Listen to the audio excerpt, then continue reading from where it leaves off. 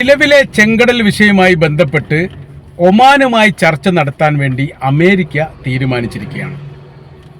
ഒരു വർഷത്തോളമായി യാതൊരു തരത്തിലുള്ള മുന്നേറ്റവും ഉണ്ടാവാതെ വലിയ രീതിയിലുള്ള പരാജയം ഏറ്റുവാങ്ങുന്ന സാഹചര്യത്തിൽ ലോകത്താകമാനമുള്ള രാജ്യത്തിന് മുൻപിൽ അപഹാസ്യരാകുന്ന ഒരു സ്ഥിതിവിശേഷമാണ് നിലവിൽ അമേരിക്കയ്ക്കുള്ളത്.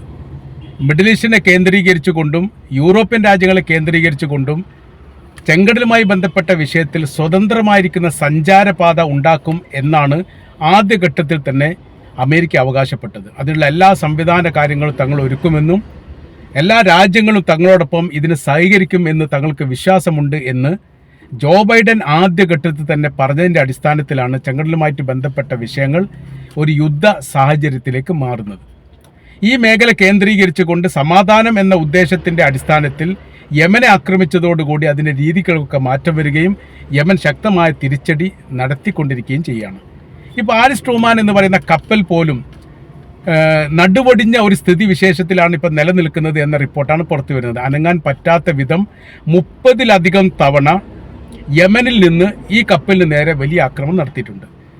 4-ലധികം വിമാനങ്ങൾ, യുദ്ധവിമാനങ്ങൾ തീപിടിച്ചതായിരിക്കുന്ന വിവരം പുറത്തു വന്നു. ഒരു ഭാഗം അങ്ങനെ തന്നെ കത്തി കടലിലേക്ക് താഴ്ന്നു പോയിരിക്കുന്ന ഒരു സ്ഥിതിവിശേഷമാണ് നിലവിലുള്ളത്. ഇതൊന്നും യഥാർത്ഥത്തിൽ അമേരിക്ക സ്ഥിരീകരിച്ചിട്ടില്ല. ഒറ്റപ്പെട്ട രീതിയിലൊക്കെ മാത്രമേ അവർ ഈ കാര്യങ്ങൾ പറയാറുള്ളൂ.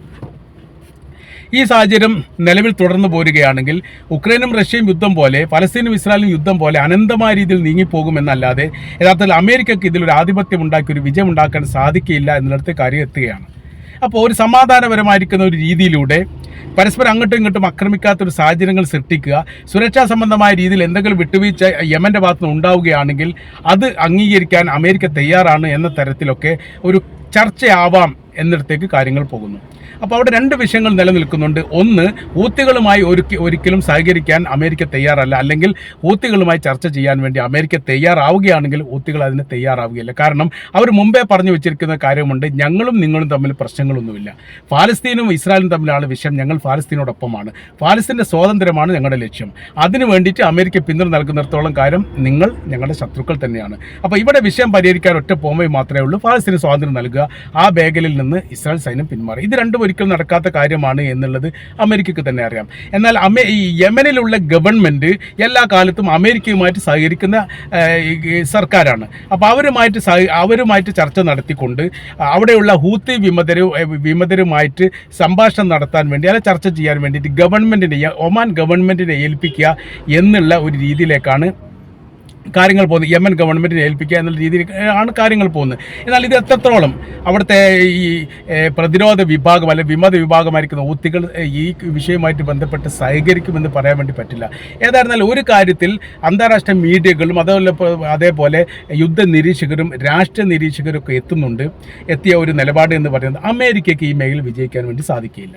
കാര്യം പറയുന്നത് യമൻ്റെ കൈവശത്തിലുള്ള ആയുധങ്ങളുടെ ബലവും ശക്തിയും അത് എത്രത്തോളം ഉണ്ട് എന്ന് മനസ്സിലാക്കാൻ ഇപ്പോഴും യഥാർത്ഥത്തിൽ അമേരിക്കയ്ക്ക് സാധിച്ചിട്ടില്ല.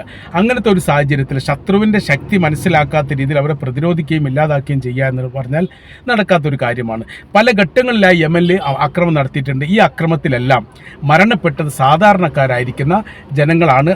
$8,000 കോടി അമേരിക്കയ്ക്ക് യമൻ യുദ്ധവുമായി ബന്ധപ്പെട്ട് നിലവിൽ നഷ്ടമായത്. എന്നാൽ മറ്റൊരു റിപ്പോർട്ടിൽ അതിനേക്കാൾ 10 മടങ്ങ് കൂടുതലാണ് എന്നൊരു അഭിപ്രായം പറയുന്നുണ്ട്. ഇത്രയൊക്കെ പണം ചെലവഴിച്ചിട്ടും അവർക്ക് ലക്ഷ്യം കാണാൻ സാധിക്കാത്തതും മറ്റുള്ള രാജ്യങ്ങൾക്ക് മുമ്പിൽ അവരുടെ അഭിമാനം നിലനിർത്താൻ സാധിക്കാത്തതിൻ്റെയും പ്രയാസം അമേരിക്ക ഇപ്പോൾ അനുഭവിക്കുകയാണ്. ചെങ്കടലിനെ കേന്ദ്രീകരിച്ചുകൊണ്ട് സ്വതന്ത്രമായിരിക്കുന്ന സഞ്ചാരപാത അതായിരുന്നു അമേരിക്കയുടെ മുദ്രാവാക്യം, അവരുടെ ലക്ഷ്യം അങ്ങനെയായിരുന്നു.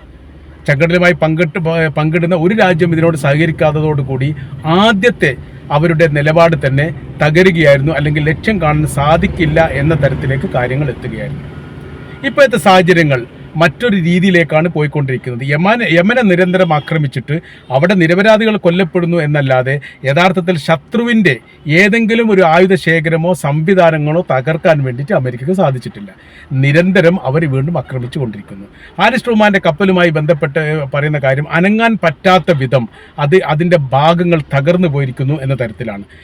അമേരിക്ക അത് സ്ഥിരീകരിക്കപ്പെട്ടിട്ടില്ലെങ്കിലും പല പടിഞ്ഞാറൻ മീഡിയകളും എഴുതുന്നത് നിലവിൽ അതിന് ജീവനുണ്ടോ എന്നുള്ള കാര്യം പരിശോധിക്കണം എന്ന തരത്തിൽ കളിയാക്കിക്കൊണ്ടുപോലും ചിത്രകഥ രൂപത്തിൽ പ്രസിദ്ധീകരിക്കുന്ന സ്ഥിതി ഇപ്പോൾ യൂറോപ്യൻ രാജ്യങ്ങളൊക്കെ ആരിസ് ട്രൂമാൻ്റെ കാര്യത്തിൽ ഇപ്പോൾ ചെയ്തുകൊണ്ടിരിക്കുകയാണ്.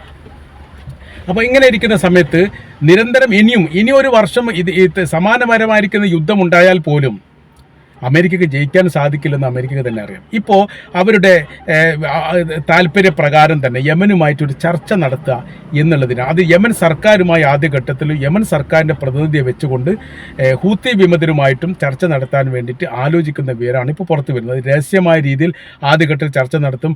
അവരെ സംബന്ധിച്ചിടത്തോളം അവർ ഹമാസുമായിട്ട് ചർച്ച നടത്തിയവരാണ് അമേരിക്കയുടെ പൗരന്മാരെ, ബന്ദികളാക്കപ്പെട്ട അമേരിക്കൻ പൗരന്മാരെ മോചിപ്പിക്കാൻ വേണ്ടി ഭീകരവാദികൾ എന്ന് എല്ലാ കാലത്തും അമേരിക്ക വിളിച്ചുകൊണ്ടിരുന്ന ഇതേ ഹമാസ് വിഭാഗവുമായിട്ട് അമേരിക്കയുടെ പ്രതിനിധി ചർച്ച ചെയ്തതും അത് വലിയ രീതിയിൽ വിവാദമായതുമാണ്.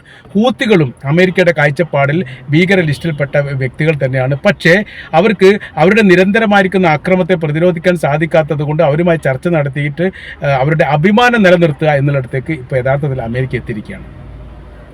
മറ്റൊരു റിപ്പോർട്ടിനകത്ത് പറയുന്നു, മധ്യസ്ഥരെ വെച്ചുകൊണ്ടുള്ള ഒരു ചർച്ചയെക്കുറിച്ചും ആലോചിക്കുന്നു. ഒന്നുകിൽ ഖത്തർ അല്ലെങ്കിൽ ഒമാൻ, ഈ രണ്ട് രാജ്യങ്ങളെ വെച്ചുകൊണ്ട് യമനുമായിട്ട് ചർച്ച നടത്തുന്നതിനെക്കുറിച്ചും ആലോചിക്കുന്നു. സൗദി അറേബ്യ ആ ലിസ്റ്റിലില്ല എന്നാണ് പറയുന്നത്. കാരണം സൗദി അറേബ്യ അമേരിക്കയും തമ്മിൽ ഇപ്പം നല്ലൊരു സൗഹൃദ ബന്ധമല്ല. ഇറാനുമായിട്ട് ബന്ധപ്പെട്ടതോടുകൂടി ഈ സൗദി അറേബ്യയുമായിട്ട് അത്യാവശ്യം അകന്നു നിൽക്കുന്ന ഒരു സ്ഥിതിയാണ് അമേരിക്കയ്ക്കുള്ളത്. ഈ മേഖല കേന്ദ്രീകരിച്ചുകൊണ്ട്, അത് ചെങ്കടലുമായിട്ട് ബന്ധപ്പെട്ട മേഖല കേന്ദ്രീകരിച്ചുകൊണ്ട് എന്തൊക്കെ വിട്ടുവീഴ്ച ചെയ്യാൻ വേണ്ടി പറ്റും എന്നുള്ളതാണ് യഥാർത്ഥത്തിൽ അമേരിക്ക അന്വേഷിക്കുന്നത്. അതിന് ഹൂത്തി വിമതരുമായിട്ട്, ചെങ്കടലിൻ്റെ അതിർത്തിയുമായിട്ട് ബന്ധപ്പെട്ട ഭാഗങ്ങളും യമൻ്റെ തലസ്ഥാനമായിരിക്കുന്ന സെന്ന അടക്കമുള്ള പ്രദേശങ്ങളൊക്കെ യഥാർത്ഥത്തിൽ ഹൂത്തികളുടെ കൈവശത്തിലാണ്. അവരുടെ ദേശത്തിൻ്റെ ഭാഗമായിട്ടാണ് അവരത് അംഗീകരിക്കുന്നത്.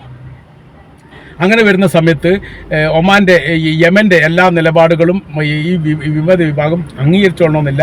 അമേരിക്ക നേരിട്ടുകൊണ്ട് ചർച്ച നടത്താൻ ഒന്നാം ഘട്ടത്തിൽ സാധ്യമല്ല എന്നുള്ളതും, എന്നാൽ പ്രതിനിധിയെ വെച്ചുകൊണ്ട് ചർച്ച നടത്തിയിട്ട് അവരുടെ നിലപാടുകളും കാര്യങ്ങളും അറിഞ്ഞതിന് ശേഷം മറ്റ് മാറ്റങ്ങളൊക്കെ ഉണ്ടാക്കുന്നതിനെക്കുറിച്ച് അമേരിക്ക ആലോചിക്കുന്നു എന്ന തരത്തിലാണ്.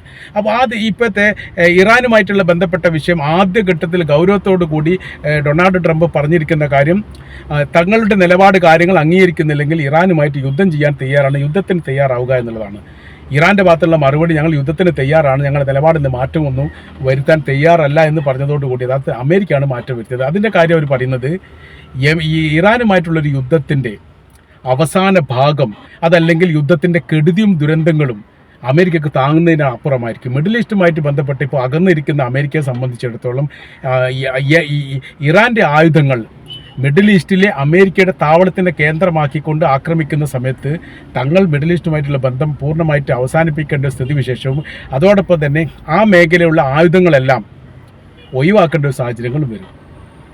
അതുകൊണ്ട് യുദ്ധം തുടങ്ങിക്കഴിഞ്ഞാൽ അതിൻ്റെ ഏറ്റവും വലിയ നാശവും അതിൻ്റെ ഭവിഷ്യത്തുകളും അതിൻ്റെ പ്രയാസവും ദുരന്തവും അനുഭവിക്കുക അമേരിക്ക തന്നെ ആയിരിക്കും എന്ന് കൃത്യമായ രീതിയിൽ അമേരിക്കയ്ക്ക് അറിയാവുന്നതാണ്. അതുകൊണ്ടാണ് ഇറാനുമായിട്ടുള്ള യുദ്ധത്തിൽ നിന്ന് ഏറെക്കുറെ അത് ചർച്ചയിലൂടെ പരിഹരിക്കാമെന്ന തരത്തിൽ പിറകോട്ട് പോകാനുള്ള പ്രധാനമായിരിക്കുന്ന കാര്യം അതാണ് വിലയിരുത്തുന്നത്. ഇപ്പോഴത്തെ ഒരു സാഹചര്യം എന്ന് പറഞ്ഞാൽ ചെങ്കടലിൽ ഈ ഇസ്രായേൽ പലസ്തീൻ യുദ്ധവുമായിട്ട് ബന്ധപ്പെട്ട വിഷയത്തിൽ ഇസ്രായേലിന് ഇതുവരെ 1.5 വർഷമായിട്ടും വിജയിക്കാൻ വേണ്ടി സാധിച്ചിട്ടില്ല. കുറേ ആളുകളെ കൊന്നു എന്നല്ലാതെ അവരുടെ ആഗ്രഹങ്ങളോ താല്പര്യങ്ങളോ ലക്ഷ്യങ്ങളോ മുൻകൂട്ടി ലോകത്തോട് സംസാരിച്ച ഏതെങ്കിലും ഒരു നിർദ്ദേശങ്ങളോ പാലിക്കാൻ ഇസ്രായേലിന് സാധിച്ചിട്ടില്ല. അപ്പോൾ അങ്ങനത്തെ ഒരു സാഹചര്യത്തിൽ ഇപ്പോൾ ഇതേ അവസ്ഥ തന്നെ ചെങ്കടലുമായിട്ട് ബന്ധപ്പെട്ട് ഇപ്പോൾ അമേരിക്ക അനുഭവിക്കുകയാണ്. അപ്പോൾ അമേരിക്ക അനുഭവിക്കുന്ന സമയത്ത് അതിന് മാറ്റം വരണം.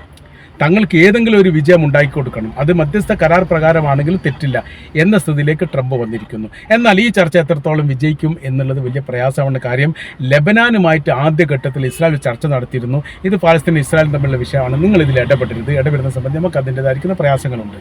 അത് ലെബനാൻ പറഞ്ഞിരിക്കുന്ന മറുപടി ഇത്രയേ ഉള്ളൂ.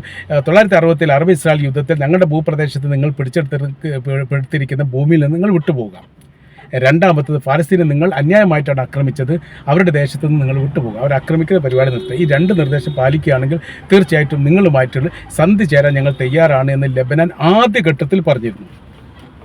ഇസ്രായേൽ ഒരിക്കലും തയ്യാറായില്ല. കാരണം അവർ പിടിച്ചെടുത്ത ഭൂമിയിൽ നിന്ന് അവർ വിട്ടുപോയാൽ നല്ലൊരു ജനസംഖ്യ ആ മേഖലയിൽ നിന്ന് വിട്ടുപോകേണ്ടി വരും എന്നുള്ള കാര്യം ഇസ്രായേലിന് അറിയാവുന്നത് കൊണ്ട് ഇസ്രായേൽ അതിന് തയ്യാറായിട്ടില്ല. രണ്ടാമത്, പാലസ്തീനുമായിട്ട് ബന്ധപ്പെട്ട ആ പ്രദേശത്ത് നിന്ന് ഗസയിൽ നിന്നൊക്കെ ഇസ്രായേൽ സൈന്യം പോവുക എന്ന് പറഞ്ഞാൽ ഒരിക്കലും നടക്കാത്ത കേസാണ്, അതും നടന്നിട്ടില്ല. അങ്ങനെയാണ് പിന്നീട് ലെബനാനും ഇസ്രായേലും തമ്മിൽ നിരന്തര യുദ്ധം ഉണ്ടായത്. ഇതേ അവസ്ഥ തന്നെ യമനുമായിട്ട് സംസാരിച്ചിട്ടുണ്ട്. യമൻ സംസാരിച്ച സമയത്തൊക്കെ യമൻ പറഞ്ഞ കാര്യങ്ങൾ ഇത്രയേ ഉള്ളൂ: ചെങ്കടലിനെ ഞങ്ങൾ ആക്രമിക്കണമെന്ന് ഞങ്ങൾക്ക് ഉദ്ദേശമില്ല, യൂറോപ്യൻ കപ്പലിലോ അമേരിക്കയുടെ ബ്രിട്ടൻ്റെ കപ്പലിലോ ഉദ്ദേശമില്ല. കാര്യം നിങ്ങൾ ചെയ്യുന്ന ക്രൂരമായിരിക്കുന്ന പ്രവർത്തനം പാലസ്തീനിലാണ്, അത് നിർത്തിയാൽ ഞങ്ങൾ നിർത്തുമെന്നുള്ളതാണ്.